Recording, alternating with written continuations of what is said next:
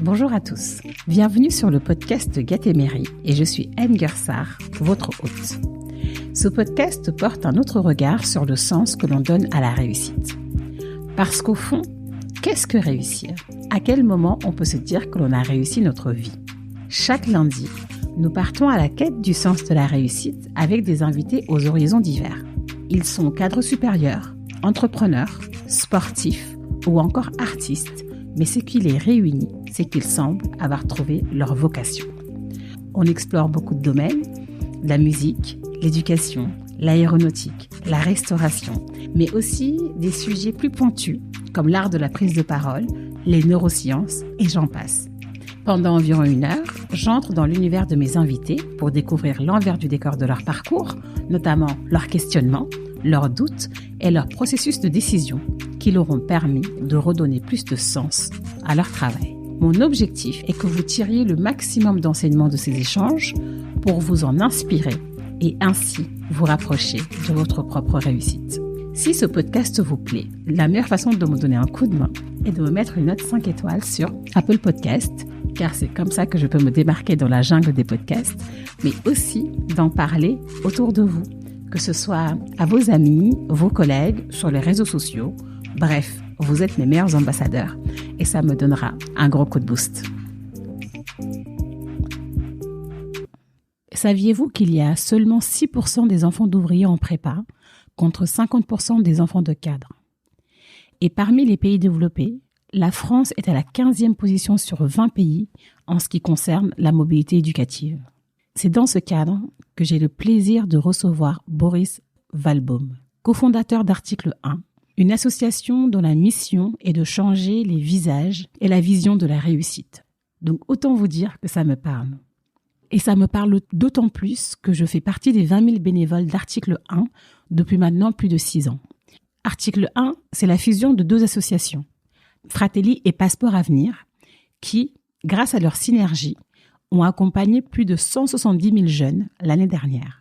J'ai voulu recevoir Boris sur ce podcast pour mieux comprendre l'envers du décor de l'association, mais aussi en apprendre davantage sur son parcours. Après une prépa, un passage à l'ESSEC et à l'ENA, Boris commence sa carrière dans le secteur public avant de se diriger dans le privé chez McKinsey.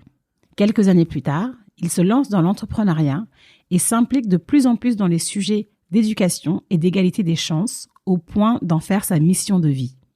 Boris est un homme généreux, plein d'idées et hyper pragmatique. J'ai adoré mon échange avec lui, mais je ne vous en dis pas plus et vous laisse découvrir ma conversation avec Boris Valbaum. Bonjour Boris. Bonjour Anger. Merci beaucoup d'avoir accepté mon invitation. Je suis ravie de t'avoir sur Gatéméry. Merci à toi, c'est un grand plaisir. Super. Alors, je voulais t'avoir sur le podcast car ici, moi, je traite beaucoup du sens de la réussite et chez Article 1, on change les visages de la réussite. Pourrais-tu nous rappeler la définition du nom Article 1 ? Ah oui, ce nom, il est très important pour moi. C'est un nom qui fait référence à l'article 1er de la Déclaration des droits de l'homme et du citoyen de 1789. Et cet article dit « Les hommes naissent et demeurent libres et égaux en droit ». Ça, c'est une phrase qui est bien connue. C'est l'égalité des chances. Et pour nous, c'est changer les visages de la réussite. Et il y a une deuxième phrase qui est, elle, un peu moins connue, qui dit « Les distinctions ne peuvent être fondées que sur l'utilité commune ». Qu'est-ce que ça veut dire ? Ça veut dire qu'une société doit reconnaître la réussite des individus, non pas sur la base de leur réussite purement financière, mais sur la base de leur contribution au bien commun, c'est-à-dire au collectif. Et ça, c'est extrêmement intéressant parce que effectivement, c'est une question que tout le monde se pose aujourd'hui, qui est quel est le sens de ce que je fais ? En quoi ce que je fais fait une différence pour les autres ? Et donc, on est sur changer la vision de la réussite. Voilà, donc article 1, au travers de cette phrase, c'est changer les visages de la réussite, mais aussi changer la vision de la réussite. Ok, super. Parfois, j'ai l'impression que ces sujets sont survolés, où on ne se rend pas forcément compte de la gravité de la situation. Est-ce que tu peux nous rappeler le constat en France sur la question de l'égalité des chances et par ricochet la mission d'article 1? Alors, le constat, effectivement, il est assez dramatique parce que dans notre pays de liberté, égalité, fraternité, notre pays, on investit beaucoup sur l'éducation publique gratuite. La réalité, c'est qu'on est un des pays développés les plus inégalitaires. C'est-à-dire qu'on est un pays dans lequel le revenu des parents ou le niveau d'études des parents est le plus fortement corrélée à la réussite des enfants. Donc ça, c'est un constat qui est un constat d'échec, notamment par rapport à cet article premier, cette promesse révolutionnaire qu'on s'est faite il y a plus de 200 ans. Et donc, et ça concerne massivement, effectivement, les jeunes, et c'est une problématique qui, par ailleurs, empire. Et ça crée évidemment plein de problèmes sociaux parce que on peut supporter un peu d'inégalité, on peut supporter de la différence, mais quand s'ajoute à cette différence ou à ces inégalités de l'injustice, là, ça devient beaucoup plus difficilement supportable. Donc, au-delà de la question de la réussite de tous, il y a une question fondamentalement de justice sociale dans cette question d'égalité des chances. Alors, nous, là-dedans, qu'est-ce qu'on fait? Article 1, on n'a pas vocation à être un projet de gouvernement, on n'est pas un parti politique, et donc on va pas traiter ce problème dans son entièreté, parce que c'est un problème qui est énorme. Nous, ce qu'on essaie de faire, c'est que depuis l'orientation vers les études supérieures jusqu'à l'insertion professionnelle, eh bien, on assure que les jeunes réussissent non pas en fonction de leur origine sociale, mais à la mesure de leur talent et de leur travail. Voilà. Et donc ça, c'est un boulot énorme qui aujourd'hui concerne à peu près 170 000 jeunes et que l'on aide à s'orienter, que l'on aide à réussir et que l'on aide à s'insérer professionnellement. Ok, super. Concrètement, quelles sont les actions que vous mettez en place pour, d'une part, aider les jeunes à intégrer ces filières d'excellence, mais aussi à les orienter sur la base de leurs aspirations? Oui, pour commencer par la fin de ta question, c'est effectivement la question de l'orientation. Nous, ce qu'on croit, c'est que l'orientation, elle est fortement déterminée par l'inspiration. En fait, on choisit pas son avenir de façon rationnelle, comme ça, en faisant une analyse, en se retournant sur soi. Je pense que c'est pas comme ça que ça se passe. Et quand je me retourne moi sur mon passé, quand la plupart des gens que je connais se retournent sur leur passé, en fait, c'est par des rencontres que l'on fait ses choix. On se fait inspirer par une personne ou par plusieurs personnes. Moi, dans mon cas, c'était plusieurs personnes. On fait évoluer dans mes choix. Et donc, on a créé ce programme d'orientation par l'inspiration, qui s'appelle donc Inspire, qui est un programme qui est à la fois en présentiel et en digital. Donc, ça veut dire que concrètement, on va dans une centaine de lycées défavorisés voir les jeunes et leur apporter des témoignages et qui leur parlent de leur vie d'étudiant. Parce que une des difficultés dans ces quartiers-là, c'est qu'il y a très peu de figures d'inspiration qui les portent vers autre chose qu'effectivement rester dans leur quartier et faire ce que font leurs amis, ce que faisaient leurs parents, etc. Et donc il y a un besoin de créer un appel d'air pour les motiver, pour les mobiliser, pour qu'ils aillent au bout de leur talent. Donc ça, c'est un sujet super important. Et derrière, effectivement, on prend le relais avec le digital, où il y a, au-delà d'un algorithme d'aide à la recommandation, on a sur les pistes, en fonction de non pas de ses origines, mais de son profil, eh bien, il y a un réseau social d'étudiants. Et donc, on les met en contact avec des étudiants qui sont dans les pistes d'études qu'ils envisagent, qu'on leur recommande, mais qui par ailleurs leur ressemblent. Donc, qui vont pouvoir effectivement les inspirer. Donc ça, c'est quelque chose qui est effectivement absolument fondamental parce qu'une fois qu'on sait ce qu'on veut et qu'on est inspiré, la réussite, elle est déjà faite à moitié. Exactement. Comme tu le sais, moi, j'ai intégré Fratelli à l'époque. Fratelli qui a fusionné avec Passeport Avenir pour devenir Article 1. Exactement. D'ailleurs, superbe soirée de lancement à l'Hôtel des Villes, je me souviens très bien. Tout à fait, grande fête. C'est ça, exactement. Qu'est-ce qui a motivé cette fusion? En fait, il y a des raisons, je dirais un peu négatives et des raisons super positives. Les raisons un peu négatives, c'est que Passeport Avenir comme Fratelli, qui faisait en fait la même chose et qui, pour l'essentiel, avait une activité de mentorat de jeunes issus du milieu populaire, mais qui avaient des talents et un potentiel important pour réussir. Donc, on les aidait par le mentorat. Donc, ça veut dire effectivement en les mettant en relation avec de jeunes professionnels qui ont suivi le même parcours d'études qu'eux, pour qu'il y ait justement là aussi une forme d'inspiration. Et ces programmes marchaient super bien, donc on a beaucoup cru, on a commencé à faire d'autres choses, mais de plus en plus on se frottait parce qu'on était un peu en concurrence et les partenaires, notamment pour les financements, nous disaient on fait ça déjà avec Passeport Avenir, pourquoi on ferait ça avec vous, ou inversement on fait ça avec Fratelli, pourquoi on ferait ça avec vous. Et donc on commençait à sentir que cette concurrence était un peu négative pour nos images et surtout pour notre impact. Et donc ça nous a poussé à nous parler, et là on s'est dit mais en fait ce qu'on a fait jusqu'à maintenant, c'est qu'on a raconté des belles histoires. On a aidé des belles histoires à émerger. Quelques milliers. C'est super. Et on était très contents de ce qu'on avait fait parce qu'effectivement, tu les connais aussi. Il y a des jeunes qui ont des parcours vraiment top, vraiment inspirants.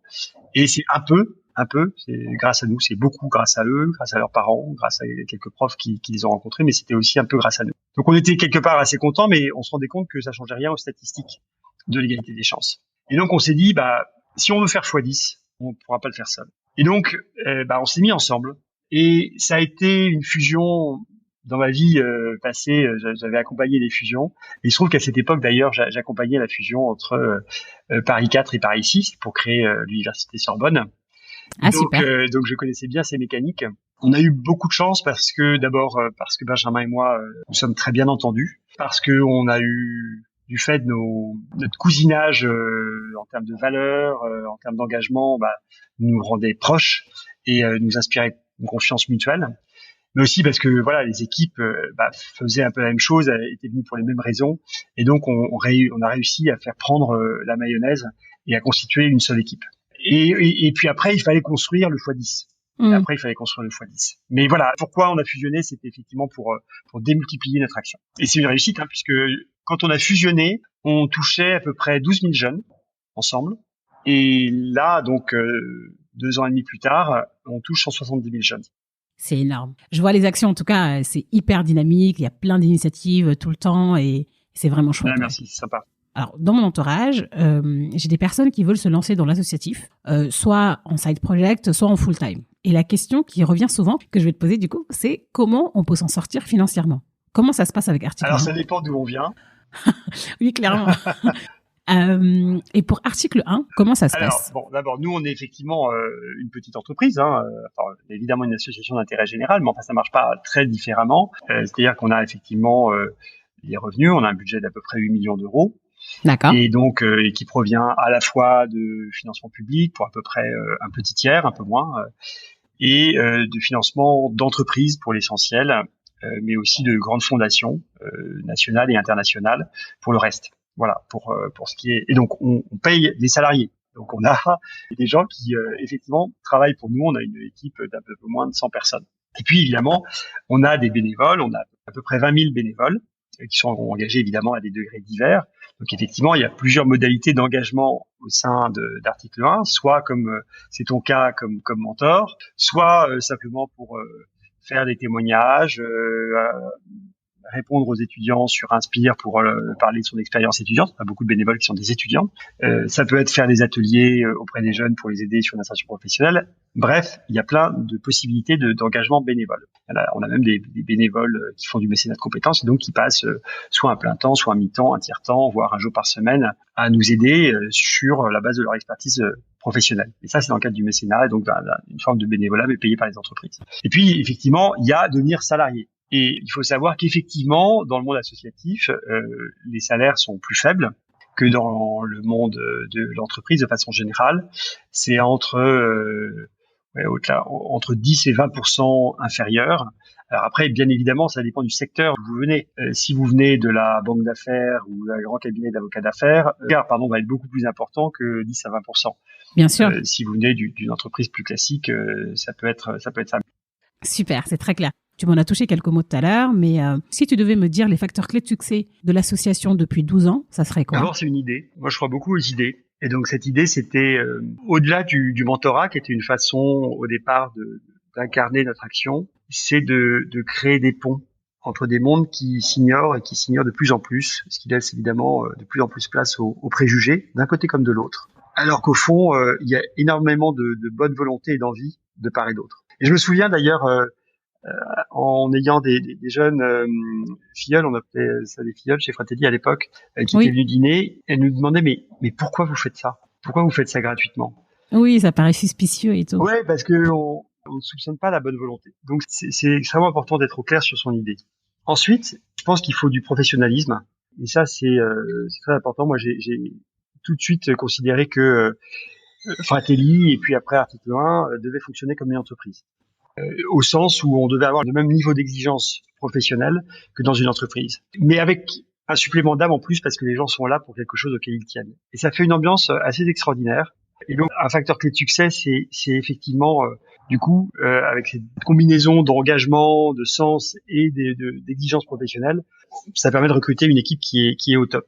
Et je pense que c'est le cas d'Article 1 et on voit d'ailleurs au devenir des gens qui sont dans nos équipes et qui prennent de plus en plus de responsabilités, ou ceux qui partent, ils partent pour des super jobs. Souvent dans le monde associatif, mais pour des super jobs. Donc ça, c'est aussi un facteur extrêmement important d'être très exigeant et très pro. Le troisième facteur clé de succès, c'est d'innover en permanence. Il n'y a pas eu une année, je pense, où Fratelli puis Article 1 ne s'est pas transformé.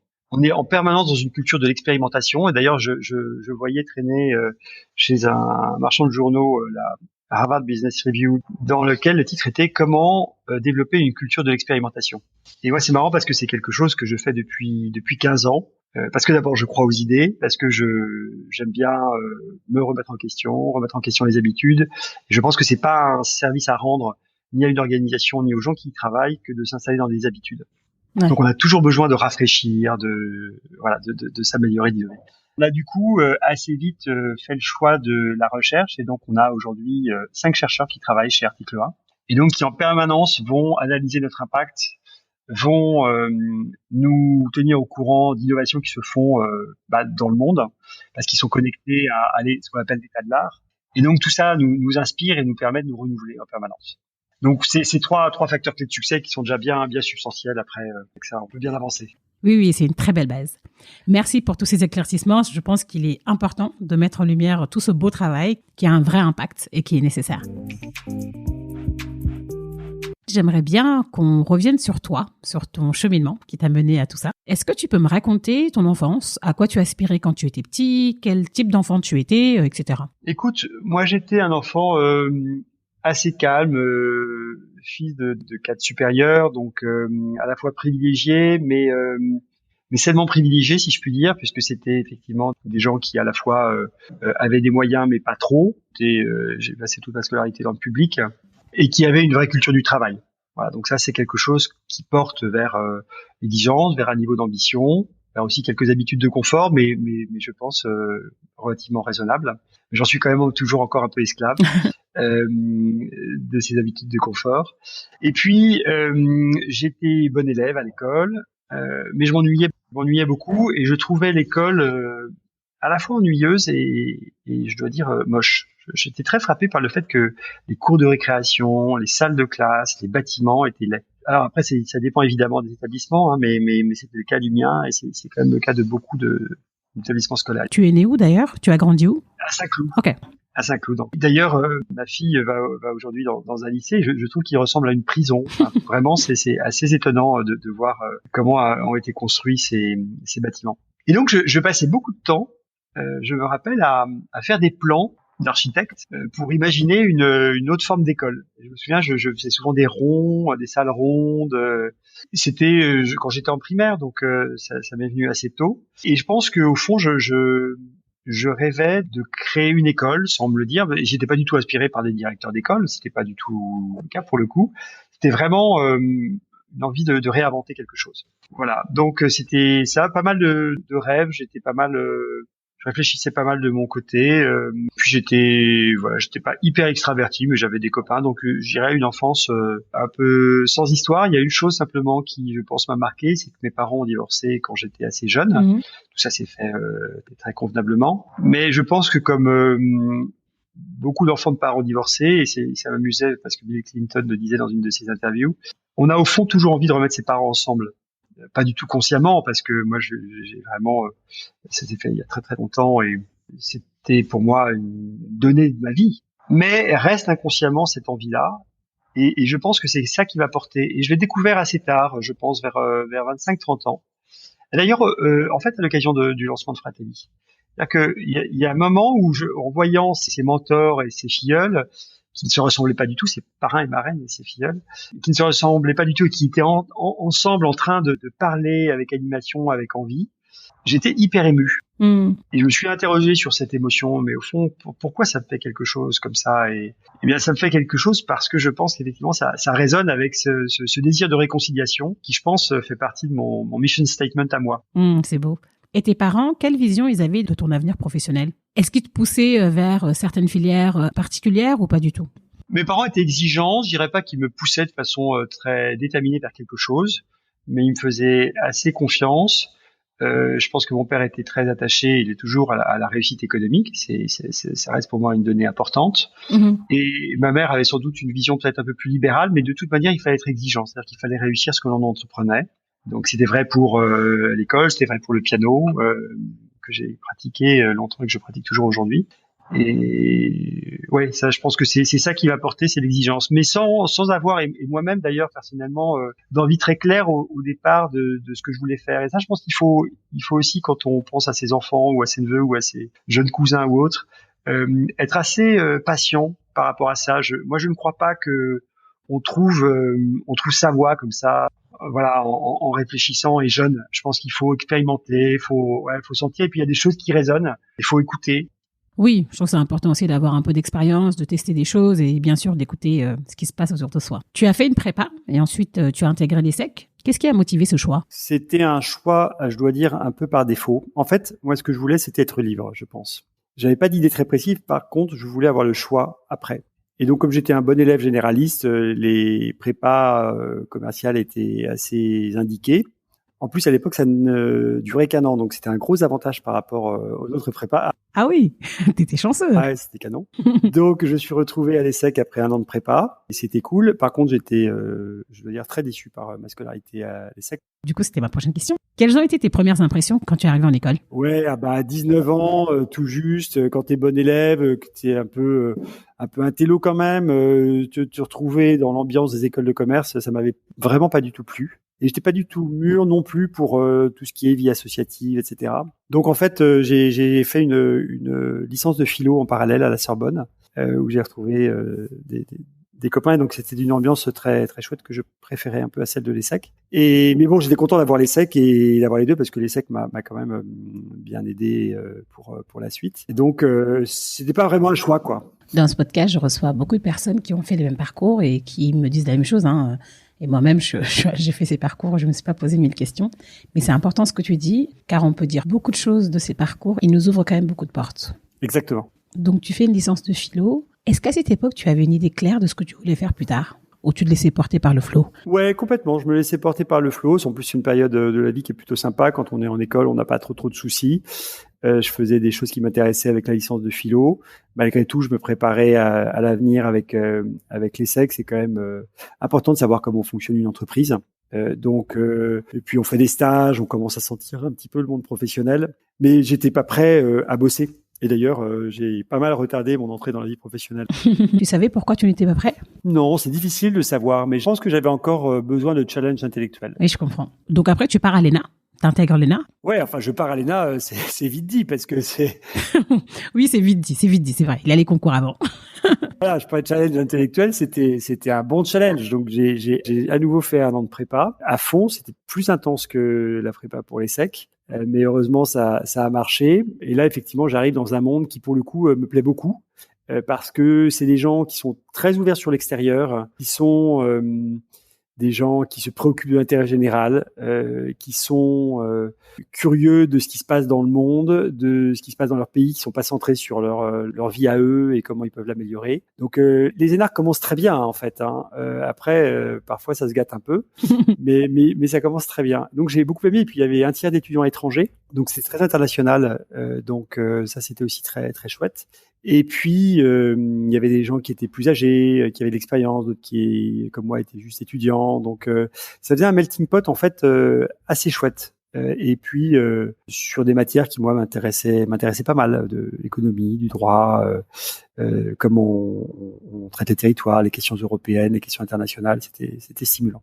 D'ailleurs, pourquoi l'ENA? Enfin, tu disais que tu voulais plus de challenge intellectuel, ce que je comprends, mais il y a plein d'autres options. Qu'est-ce qui t'attirait à l'ENA? Je pense qu'il y a deux choses. Je pense que, comme je te disais, le côté challenge intellectuel m'attirait. Je pense que la liberté que donne le fait d'avoir fait une école comme l'ENA était aussi quelque chose que je valorisais beaucoup. Je disais que moi, j'étais assez épris de liberté.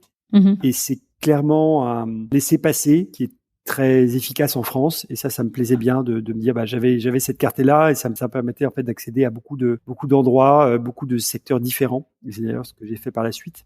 Et puis il y avait l'inspiration qui est venue par un prof que j'avais à l'ESSEC, qui faisait du droit public et qui était lui issu du Conseil d'État, donc qui était un énarque. Et en fait, parmi les personnes que je côtoyais, enfin les adultes que je côtoyais à l'époque, en dehors de ma famille, c'était celui qui m'a le plus inspiré. J'avais plutôt envie de lui ressembler, donc voilà, j'ai suivi le même parcours. Naturellement, l'inspiration dont on parlait tout à l'heure. Exactement. Et après, tu passes 3 ans à la Cour des comptes et 2 ans en tant que conseiller au cabinet ministériel. Est-ce que tu peux me dire les principaux enseignements que tu as tirés de ces années dans la fonction publique? Qu'est-ce qui t'a le plus marqué? Alors, d'abord, mais c'est très particulier à la Cour des comptes, c'est la liberté. La Cour des comptes, c'est une école de liberté. J'aurais pas cru, hein. Bah oui, non, effectivement, on ne sait pas ce qu'on se dit. Mais en fait, c'est une maison qui est très libérale dans sa culture, c'est-à-dire qu'on doit faire un rapport sur un sujet de politique publique, sur un grand établissement public, sur un ministère. Et en fait, on est complètement seul pour le faire. Et il n'y a pas de méthode très, très calée. Et donc, on est libre et c'est à la fois assez angoissant, assez difficile. Et en même temps, très, très stimulant parce que on est intellectuellement très libre. Et puis, on est très libre de son temps aussi, parce que comme c'est une juridiction, il y a une hiérarchie qui n'est pas du tout pesante. C'est même pas vraiment une hiérarchie. Donc, on est vraiment laissé à soi-même dans le bon sens du terme. C'est bien de le dire parce que c'est vraiment pas l'idée qu'on se fait, quoi. Non. Et puis, derrière, il y a aussi des gens qui sont quand même très bienveillants. Il y a un petit côté club.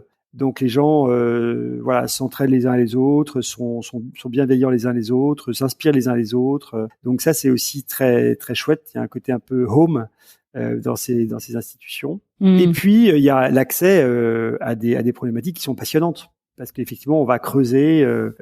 Moi, j'avais creusé l'enseignement supérieur. J'avais regardé les questions du nucléaire et d'énergie. J'avais regardé les questions de défense et d'approvisionnement. Donc, c'est des sujets qui sont très très variés, dans lesquels on va creuser et approfondir sa connaissance et essayer de comprendre les enjeux, comprendre ce qui est bien fait, ce qui est moins bien fait, ce qu'on pourrait améliorer. Ça, c'est quand même super stimulant. Et puis, ça laisse beaucoup de temps aussi parce que c'est une époque où on n'a pas de charge de famille. En tout cas, c'était pas mon cas. Ça laisse du temps pour faire d'autres choses, donc on a souvent des opportunités pour contribuer à des rapports, pour être impliqué dans des événements internationaux ou autres. Moi, j'avais notamment fait le commissariat aux comptes de l'ONU dans le cadre de la Cour des comptes, puisque la Cour des comptes est commissaire aux comptes de l'ONU, et donc j'avais fait des missions en Éthiopie, j'avais fait des missions à Cuba, au Venezuela, j'en ai fait aussi au Congo-Kinshasa, en RDC. Ah, génial. En fait, on découvre beaucoup de choses. En plus, à cet âge, ça ouvre vachement les chakras. Exactement, c'est top. Et du coup, qu'est-ce qui a fait que tu es parti rejoindre le cabinet ministériel? Parce que au fond, le cabinet, quand on est jeune et ambitieux, c'est là où on peut avoir du pouvoir, là où c'est valorisant d'être. Donc c'était assez naturel. C'est une aspiration vers le haut, plus qu'un véritable choix. Mais c'était le choix que j'ai fait, c'était d'être sur des sujets qui sont en lien avec l'innovation et avec l'éducation. Donc moi, j'étais en charge des sujets d'économie de la connaissance, donc comment la recherche, comment l'éducation peuvent mieux contribuer à la croissance. Et ça, c'était un sujet hyper intéressant au début des années 2000, qui était encore assez nouveau et auquel j'ai contribué. Puis là, c'est l'endroit effectivement où on voit le pouvoir fonctionner. C'est-à-dire que entre l'idée qu'on se fait de l'intérêt général et puis la réalité du jeu politique, il y a un petit écart. Oui, j'imagine. Et donc il faut s'y faire parce que c'est la réalité de la vie. Et moi, je suis pas du genre à dire la politique tous pourris, etc. Parce que les gens sont pas pourris. Et les gens ont affaire avec l'opinion publique. Et l'opinion publique qui a peur, qui ne pousse pas forcément les politiques à prendre les bonnes décisions d'un point de vue d'intérêt général parce que on est pris par des enjeux de court terme, par des préoccupations de court terme, et on pense pas long terme parce qu'on connaît pas forcément les mécanismes économiques, parce qu'on pense pas aux effets secondaires. Et donc voilà, tu vois, pour te donner un exemple hyper basique, augmenter les bas salaires, ça détruit de l'emploi peu qualifié. Donc évidemment que c'est populaire d'augmenter les bas salaires ou même d'augmenter le RSA. Oui. Mais en réalité, derrière, ce qui se passe, c'est que ça met des gens au chômage. Donc je dis pas qu'il faut pas le faire, je dis que ça pose une question qui est pas simple. Oui, c'est qu'une action qui a des conséquences qu'on ne sait pas forcément, quoi. C'est ça, si tu demandes aux gens, est-ce qu'il faut augmenter le SMIC, tu auras 80% de gens qui vont te répondre oui. Bien sûr. Et si les politiques ne le font pas, ou enfin sont tentés de le faire pour des raisons politiciennes, mais ne le font pas toujours, c'est parce qu'elles savent très bien que derrière, ça va créer 10 000 chômeurs supplémentaires. Voilà, donc tout ça est assez compliqué et c'est passionnant de se retrouver, je dirais, un peu à faire l'équation entre l'opinion publique, les groupes de pression d'une part, et puis de l'autre côté, la vision qu'on a soi-même nourrie de l'intérêt général, et puis la connaissance qu'on a de la complexité du monde. Et c'est pas toujours simple. Oui, j'imagine. Souvent, quand tu arrives dans une entreprise ou une institution, il y a un écart entre les idées qu'on se faisait puis la réalité. Et du coup, on peut commencer à douter. Douter de soi, se questionner, etc. Est-ce que tu as eu cette phase dans ta carrière? Cette phase, moi, que j'appelle la traversée du désert. Je sais qu'après le cabinet ministériel, tu as rejoint le privé en conseil, du coup, chez McKinsey, pardon. Quel était ton état d'esprit à l'époque? Écoute, je pense que dans la première phase de ma carrière, jusqu'à McKinsey inclus, j'ai cherché à avoir de plus en plus de capacité à être libre. La Cour des comptes, c'était statutairement une forme de sécurité, un job. Au pire, j'avais un job qui était très intéressant. Donc voilà, le cabinet, c'était pour aller au cœur du pouvoir. Même si je n'étais qu'un petit conseiller, on voit quand même le truc fonctionner. Et puis McKinsey, c'est un peu la même chose, mais dans le privé, puisqu'on est en contact avec les dirigeants et on voit comment fonctionnent les boîtes de l'intérieur. Alors plutôt là où est le pouvoir que là où se font les choses, et c'est aussi un problème d'ailleurs. Mais ouais, ce qui me poussait, c'était la curiosité, l'envie aussi de réussir, et d'avoir ces laissés-passer qui me permettait de plus tard être plus libre. Donc j'avais pas de plan très défini, je montais vers le haut en fait et je suivais un peu les grands boulevards. Oui, suivre les rails déjà tracés quoi. Exactement.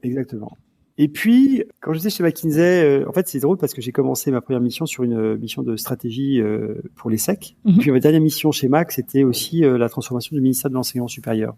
Et en fait, voilà, il y avait vraiment un truc qui m'était apparu, c'est que il fallait que je retourne sur le sujet de l'éducation, qui était un sujet qui me passionnait. Je l'ai fait en créant ma boîte de conseil, mais voilà, je me suis retrouvé d'un coup dans un peu le feu de l'action, des missions hyper intéressantes, hyper stimulantes, avec des équipes au top, au niveau international, tout seul dans mon petit bureau, alors qui était aussi le local de Fratelli. Donc on partageait une chambre avec la directrice de Fratelli à l'époque. C'était sur une chambre de bonne, quoi, au dernier étage. Il faisait hyper chaud, je me souviens, l'été. Et voilà. Et il y a des moments, effectivement, on se dit, tout ça pour ça. Et c'est le dur apprentissage de la vraie liberté, celle qui est de faire ses choix. Et de dire voilà, mon bureau a une taille qui est divisée par 3, je regarde mes dépenses, je ne prends plus le taxi comme j'ai l'habitude de le prendre quand j'étais chez McKinsey, et je sors des radars aussi, c'est-à-dire que bon voilà, avoir le jeune ambitieux qui a été en cabinet, Enarc, McKinsey, etc. On est un peu dans les radars. J'étais dans des think tanks, des machins, etc. avec des patrons et tout. Et puis bon là, beaucoup moins du coup. Oui, c'est clair. Tu avais quel âge à l'époque? J'avais 33 ans. Ok. Et donc c'est en pleine ascension, tout d'un coup tu coupes les réacteurs et puis tu commences à planer et ça donne un peu le vertige, même si je pense que je m'étais suffisamment bien construit pour ne pas être angoissé de ça. Puis ça a commencé à marcher petitement, mais en fait progressivement, c'est Fratelli qui a marché plus que Dual et donc qui a progressivement pris de plus en plus de place dans mon cœur et dans mon agenda. Juste pour revenir sur Dual Conseil, qui est un cabinet qui allie stratégie et politique, qui reflète ton parcours. Tout à fait. Tu viens du conseil, donc tu as la méthodologie, etc. Mais l'entrepreneuriat, ce n'est pas le salariat. Et ce que je me demandais, c'est est-ce qu'il y a des choses que tu n'avais pas anticipées et que tu as dû apprendre sur le tas? Vendre. Quand on est entrepreneur, il faut savoir vendre. Et quand on a été fonctionnaire et chez McKinsey, vraiment c'est la dernière compétence qu'on développe. J'allais te dire en école, mais c'est vrai qu'en école on n'apprend pas à vendre. Dans les écoles, on n'apprend pas à vendre dans les écoles. C'est quelque chose qui est. D'ailleurs, maintenant ça s'appelle les business schools. Et c'est dommage parce que la capacité à vendre des bons commerciaux, c'est des gens qui font des superbes carrières. Savoir vendre, c'est savoir communiquer, c'est savoir convaincre. C'est un superbe métier. Après, voilà, ça dépend de l'éthique qu'on peut avoir, mais je veux dire, c'est un des plus vieux métiers du monde. On a toujours eu besoin de commerçants. Ça faisait partie des ordres des castes ou etc. dans les sociétés, y compris les plus traditionnelles, les plus reculées. Les commerçants, ça, c'est des passeurs. Complètement. Moi, j'étais, je pense, un assez bon passeur intellectuel, mais quand il s'agit de me vendre, de parler d'argent, de décrocher un contrat avec les dents, de rappeler, d'être sur le coup, etc.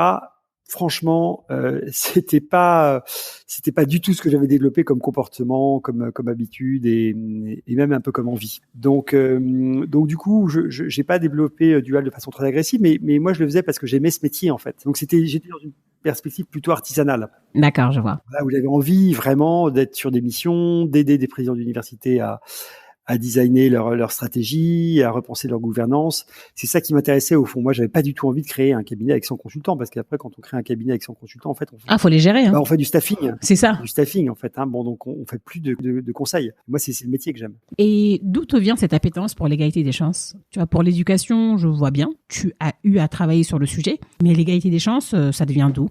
Elle vient d'une rencontre qui s'est faite complètement par hasard. Quand j'étais à Bercy en cabinet ministériel, en 2003, on m'a demandé d'accompagner le ministre, qui s'appelait Francis Maire à l'époque, à une cérémonie de remise des bourses de la Fondation Euris, qui était une fondation qui existe toujours d'ailleurs, qui remet des bourses à des jeunes très méritants qui ont eu un très bon résultat au bac, qui se destinaient à des études et qui sont issus de milieux très modestes.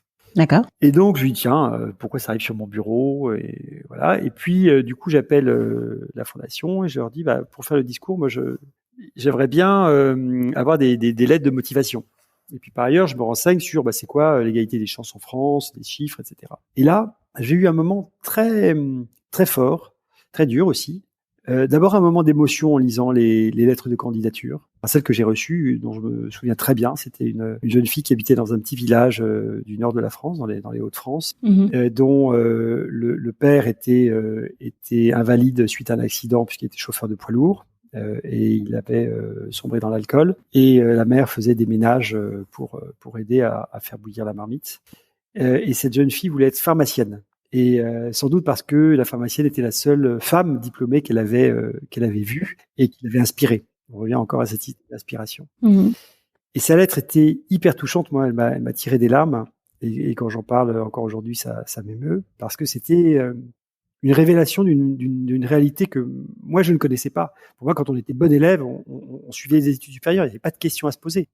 Mais elle mettait à nu et avec un mélange de pudeur et en même temps de cris, de détresse ou d'ambition, disons, son envie de faire des études supérieures et les difficultés qu'elle avait à le faire. Et puis en parallèle, en lisant les rapports, notamment les rapports de l'OCDE, je me suis rendu compte à quel point, et là c'est plutôt le cerveau gauche, donc le cerveau rationnel qui a été touché, après le cerveau émotionnel, le cerveau droit, eh bien, j'ai vu que la France était dans une situation, comme je te le disais tout à l'heure, très critique du point de vue de l'égalité des chances. On était l'avant-dernier pays du point de vue de l'égalité des chances pour les pays développés. C'est dingue. Donc c'est dingue. C'est vraiment dingue. Et donc là, j'ai eu un sentiment de trahison parce que quand tu es au cœur de l'État, tu penses que tu as à peu près compris ce que c'est que les enjeux de l'intérêt général. Et c'était un sujet qui, en termes de politique publique, n'était absolument pas vu, qui n'existait pas. Oui, c'était pas un sujet, quoi. Exactement. C'était pas un sujet politique. L'égalité des chances, c'était pas un sujet politique. Et donc j'ai eu vraiment cette impression de trahison, quoi, où moi j'étais, en fait, je croyais être au bon endroit et en fait j'avais un énorme angle mort et comme tous mes petits camarades d'ailleurs, ou grands camarades, qui n'avaient pas vu un sujet majeur. Et donc voilà, je me suis dit mais moi j'ai du temps. Enfin la réalité c'est que j'en ai pas beaucoup à l'époque parce que c'est un job très prenant. J'ai des potes, j'ai du temps et donc je me suis dit on va se mobiliser à une douzaine et on va proposer à cette fondation de parrainer les jeunes qu'elle distinguait par cette bourse. Voilà, et c'est ce qu'on a fait, c'est comme ça qu'on a commencé Fratelli, c'est comme ça que Fratelli est né. Super. Pour revenir sur l'identification dont tu parlais, moi il y a quelques années, j'avais visité un lycée de filles dans la région de Tambacounda au Sénégal, un très bon lycée avec de très très bons résultats. Mais quand je demandais aux jeunes filles ce que vous voulez faire, elles me disaient sage-femme, policier, etc. Non pas que ces métiers-là sont des métiers qui sont pas bien, c'est pas du tout ce que je dis, mais ce que je trouvais dommage, c'est que elles ne voyaient pas la panoplie des métiers qu'elles pouvaient faire parce qu'elles s'identifiaient qu'à ce qu'elles voyaient. Exactement. Mais si tu as envie d'aller fonder Article 1 à Dakar, il faut pas hésiter, Enger. Je pourrais trouver des personnes. Awa, que tu connais, à mon avis, va être sur le coup. On va essayer de négocier un truc avec elle. Mais bon. Oui, on va motiver Awa. Awa, du coup, qui est une très bonne amie et qui est aussi membre d'Article 1. Surtout que ma femme est à moitié sénégalaise, donc... Voilà, en plus, donc on a bien des choses à faire. Exactement. Il y a une notion dont je parle souvent sur ce podcast, c'est celle du sweet spot. Tu vois, l'endroit où on se sent vraiment aligné à sa place. Est-ce que tu pourrais me dire en quoi tu te sens à ta place avec tes différentes activités aujourd'hui? D'abord, je pense que je suis dans ce que j'appelle mon mission statement. Quel est ton mission statement d'ailleurs? C'est la réconciliation. C'est la médiation, la réconciliation. Ok. Même dual, tu vois, dual, c'est pas un hasard si c'était deux choses différentes, tu vois, que j'essayais de réconcilier, stratégie et politique. Fratelli, c'est la fraternité, donc c'est réconcilier des gens qui ne se croisent plus, comme je te disais.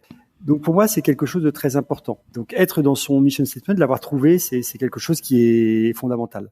Après, il y a aussi une question d'équilibre de vie. Parce qu'on peut se perdre et être en burn-out en étant même dans son mission statement, dans son élément, comme on dit. Et donc, moi, il y a un équilibre entre la vie familiale, la vie de couple, le temps que je passe à faire du piano, le temps que je passe à me balader, le temps que je passe à lire, qui est absolument fondamental. Le temps que je passe avec mes amis, bien sûr. C'est un équilibre qui est super important et qui me nourrit. Donc, il y a un mélange de cœur et de périphérie qui est là pour aussi alimenter le cœur, quoi, pour ne pas être complètement focalisé sur quelque chose et où on se brûle parfois un peu les ailes et en tout cas la vie. Donc moi, je vois vraiment pour moi, le sweet spot, c'est une balance, tu vois, mais c'est une balance dans ton mission statement. Ouais, très clair. Alors là, je vais passer sur les questions usuelles du podcast que j'appelle le tamis de Gatémery. Ouais. Pendant tes différentes transitions, quelle a été ta plus grande peur et comment tu as pu la surmonter? Alors la peur n'est pas vraiment un sentiment qui m'habite. T'as beaucoup de chance. Alors sauf la peur physique, je peux être un peu trouillard. Quand j'étais petit, j'avais peur du noir, etc. mais pas dans la vie professionnelle ou je pense que la plus grande peur que j'ai pu avoir, c'est quand j'ai engagé très fortement article 1 dans Inspire. Avec des investissements financiers qui auraient pu nous mettre vraiment à risque, parce que j'étais convaincu qu'on réussirait à obtenir la subvention sur laquelle je travaillais. Et je nous avais vraiment exposé financièrement. Et donc, je me suis dit, merde, si j'y arrive pas, c'est vraiment grave, quoi. Donc j'étais quand même, je dormais mal, j'étais très stressé. Donc, ouais, je pense qu'on peut dire que c'était de la peur, mais qui était liée aussi à voilà, une forte activité de ma part pour convaincre et arracher le morceau. Tu vois, je disais que je savais pas me vendre, mais quand c'est comme ça, je sais faire. Souvent, c'est quand on est au pied du mur qu'on se découvre des ressources intérieures qu'on ne soupçonnait même pas. Exactement. Tu en as parlé tout à l'heure et je ne peux pas faire cet épisode sans parler de mentors. Est-ce que tu as des mentors qui t'ont guidé dans ton parcours? Oui, bien sûr, mais il y en a eu plusieurs. Il y a évidemment mes parents et mes beaux-parents, puisque mes parents se sont mariés et donc j'ai autant de beaux-parents qu'ils m'ont inspiré et aidé. J'ai eu un grand-père aussi qui m'a beaucoup inspiré, qui avait beaucoup contribué, qui avait travaillé avec Jean Monnet, et donc qui pour moi était à la fois une figure de réussite, mais aussi une figure d'équilibre. Et je pense que je me suis beaucoup laissé inspirer de ça. Et puis aussi un conseiller maître de la Cour des comptes qui s'appelle Jean Pic, que j'apprécie beaucoup. Ouais, mentor, c'est peut-être beaucoup dire, mais qui m'a inspiré, je dirais. Oui, mentor ou juste des personnes qui croisent notre chemin. Parfois, c'est une phrase, un mot, un témoignage, comme tu le fais actuellement avec moi d'ailleurs, qui peuvent nous débloquer sur une situation, quoi. Bien sûr, et ça, il y en a beaucoup. Moi, je suis un peu comme une éponge, donc je me mets pas sous il y en a beaucoup qui font ça, hein, qui se mettent dans la roue de quelqu'un. Et c'est une façon très efficace de réussir d'ailleurs, mais il faut faire attention à ne pas rester trop longtemps dans la roue parce qu'après on n'est plus dans sa roue à soi, on n'est plus dans son mission statement à soi. Voilà. Clairement, on a des œillères et ça nous empêche même de voir d'autres opportunités. Exactement, et être soi-même. Donc moi je fonctionne pas comme ça. En revanche, vraiment, effectivement, il y a des gens qui m'ont aidé, m'ont inspiré, m'ont offert des opportunités. Mais il y en a beaucoup. Il y a un grand aéropage. Oui, j'imagine. Est-ce que tu peux me partager un livre qui t'a marqué et me dire pourquoi il t'a marqué? Ouais, moi je suis un grand fan de Proust. J'aime beaucoup la recherche du temps perdu. J'aime notamment beaucoup À l'ombre des jeunes filles en fleurs. Et pourquoi j'aime ça? D'abord parce que pour moi, chez Proust, il y a une langue qui est magnifique et une langue qui révèle le monde. Je trouve que le génie de Proust, c'est d'arriver à saisir des vérités très profondes de l'être humain, des vérités psychologiques, dans des faits complètement anodins.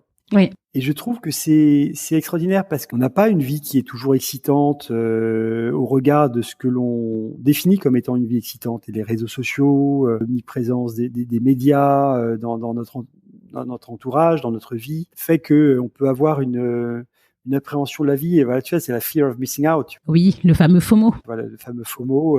Et je crois que c'est un peu la maladie du siècle. Il faut toujours changer le monde, etc. Je pense que c'est un tempérament un peu adolescent. Et je trouve qu'il y a chez Proust quelque chose qui soigne ça, qui ne l'annule pas. Moi, j'assume mon côté, ma petite dose de FOMO et mon souci d'innover toujours, d'aller plus loin. Mais je cultive aussi ce souci ou cette attention aux détails, aux petites choses insignifiantes qui peuplent la vie et qui en font le sel. Bien sûr. Faire ce pas de côté pour apprécier les petites choses. Exactement. Quel est le meilleur conseil qu'on t'ait donné? D'être libre. C'était Jean Pic qui me disait ça. C'est d'être libre.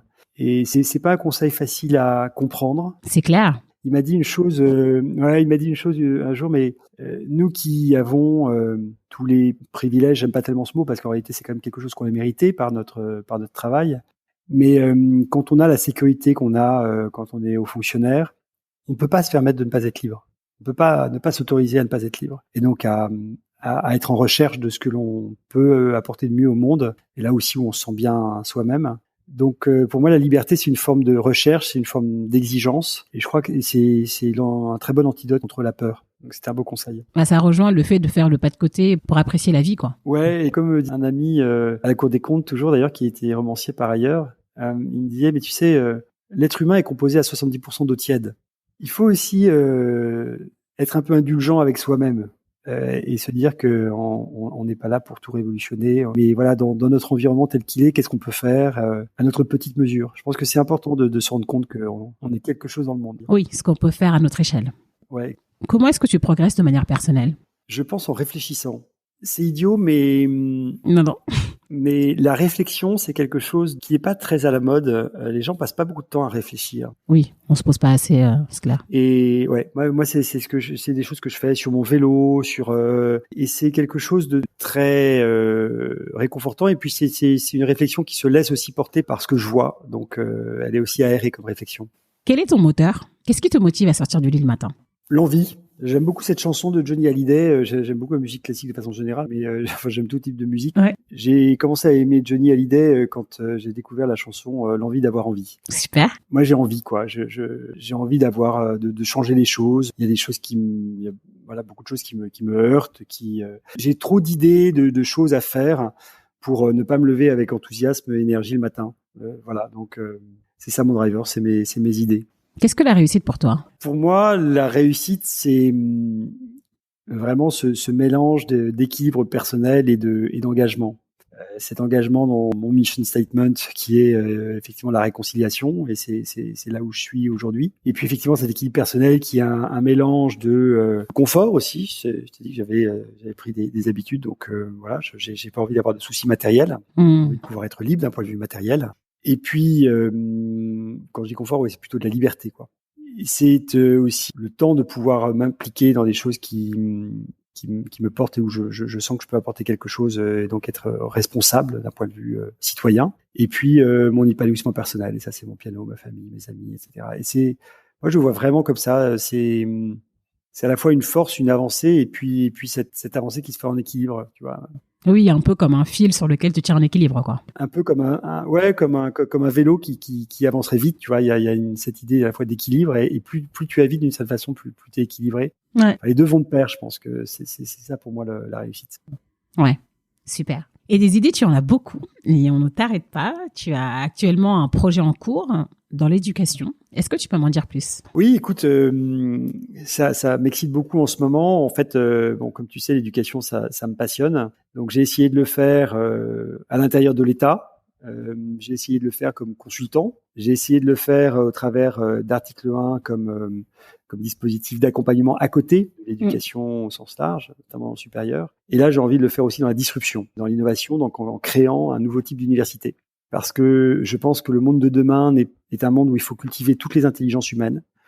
Plus l'intelligence artificielle se développe, plus il faut que les humains, eux, développent l'ensemble de leurs qualités humaines. Et je trouve que les universités, au sens très large du terme, mais aussi les écoles, sont trop focalisées sur l'excellence académique, sur la rationalité, qui est quelque chose que, au fond, l'intelligence artificielle peut assez bien appréhender. Bien sûr. Et donc, il faut qu'on travaille tous, non seulement sur la rationalité, c'est important, mais également sur notre intelligence sociale, sur notre intelligence émotionnelle et sur notre intelligence pratique et technologique. Et voilà, donc mon projet, c'est de faire le projet des intelligences humaines, le collège des intelligences humaines, donc ça s'appelle le Forward College. Et c'est un projet qui va beaucoup innover dans ses méthodes pédagogiques, puisqu'il s'agit donc pour des jeunes étudiants qui vont suivre un double cursus de licence, d'abord de les faire voyager dans 3 pays au cours des 3 années, et vraiment de découvrir le pays. Super.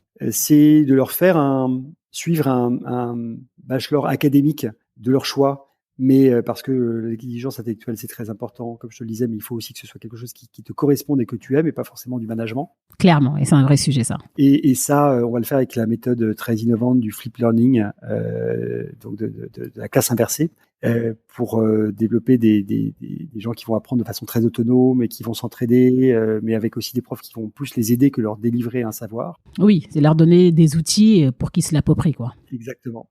On est dans l'empowerment, on n'est pas dans le teaching. Tu abolis le top-down. Exactement. Et puis, à côté de ce bachelor académique, on a un bachelor en leadership, où là, on est dans une pédagogie par projet. Donc, le matin, en fait, on travaille sur son bachelor académique. Et l'après-midi, on travaille sur ses projets, un peu comme on l'a fait dans les maisons article 1. Et je crois qu'on apprend énormément par le projet, par le faire, en s'éprouvant au contact du monde, qui ne nous attend pas. Donc, il faut se faire écouter de lui. Il faut l'écouter aussi avant. Et c'est une très belle façon de se former et très efficace, je pense, pour l'avenir, parce que c'est là où on va effectivement développer son intelligence sociale, son intelligence émotionnelle et surtout son intelligence pratique. Et ça compte. Je suis complètement en phase avec tout ce que tu dis. Tu me tiendras au courant? Ah oui, si tu as envie de refaire une licence, écoute, on se lance en septembre 2021. C'est top. Voilà. Quel conseil tu donnerais à celles et ceux qui se cherchent encore professionnellement? Je pense qu'il faut rencontrer des gens. Moi, je crois donc toujours à l'inspiration. Donc, il faut rencontrer des gens qui ont d'autres parcours. Et c'est pour cette raison que je fais ce podcast d'ailleurs, pour avoir des mentors virtuels. Là, voilà, c'est top. Et puis, il faut commencer par mettre un pied. C'est-à-dire que quand on veut apprendre à nager, on jette pas comme ça sans rien, parce qu'on sait pas si ça va le faire, si on en a vraiment envie. Voilà, donc on peut commencer à s'engager comme bénévole. Et puis nous, on a pas mal de salariés qui sont d'anciens bénévoles, qui sont d'anciens mentors. Et ça, c'est très chouette.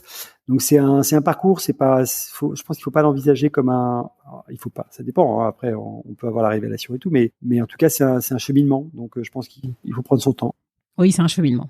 On teste des choses et on ajuste, bien sûr. Ouais, exactement. Et si les auditeurs veulent te joindre ou te suivre, où est-ce qu'ils peuvent le faire? Alors, je suis pas super actif sur les réseaux sociaux, mais je vais m'y mettre. Donc sur LinkedIn, un peu sur Twitter, et je vais me lancer sur Insta aussi, mais c'est pas encore tout à fait. Mais voilà, ouais, je vais me lancer dans les semaines qui viennent, donc c'est complètement d'actualité. Super. De toute façon, je mettrai tous les liens d'article 1, de tes réseaux personnels, etc. C'est top. Merci beaucoup, Boris. Merci beaucoup, Enger. C'était un chouette moment. Oui, pareil pour moi. Merci à toi. Merci. Au revoir. À bientôt. Merci pour votre écoute. J'espère que cet épisode vous a plu. Vous trouverez toutes les références dont on a parlé sur le descriptif de l'épisode et sur le site internet. Si vous voulez me contacter pour me poser des questions, me proposer d'autres invités ou juste me dire un mot sympa, n'hésitez pas à me joindre sur les réseaux sociaux, LinkedIn et Instagram de préférence, sur le pseudo @gatemery ou sur le site internet www.gatemery.com. Je serai ravie de vous lire. Dernière chose, très très importante pour moi, c'est de m'aider à faire connaître ce podcast en mettant une note 5 étoiles sur Apple Podcast. Pourquoi Apple? Ça permet aux autres de découvrir le podcast plus facilement. Et si vous n'avez pas iTunes, pas de problème, partagez le podcast à 2-3 amis, peut-être que ça pourra les aider et vous me soutiendrez par la même occasion. N'oubliez pas de vous abonner à votre plateforme d'écoute préférée pour ne pas rater les prochains épisodes. Portez-vous bien et je vous dis à la semaine prochaine.